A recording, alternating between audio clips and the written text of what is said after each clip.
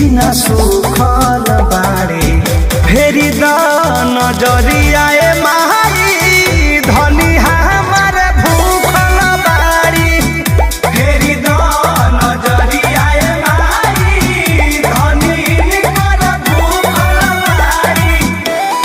जय हो जय हो जय माँ।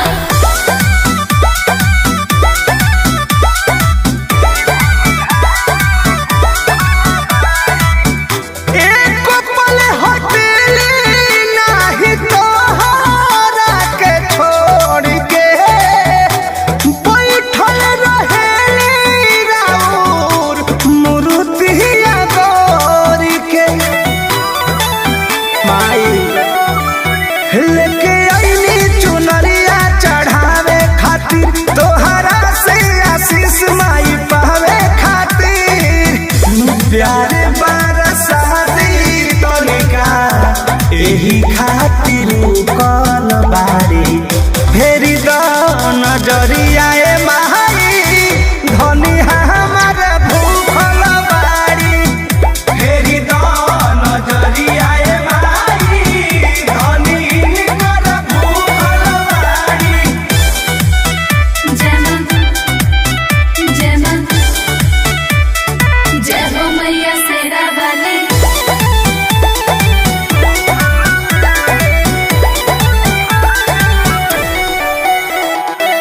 लागल बयास तो निराश जानी करी कहते कलेस दुख जिंदगी के हारी ए माई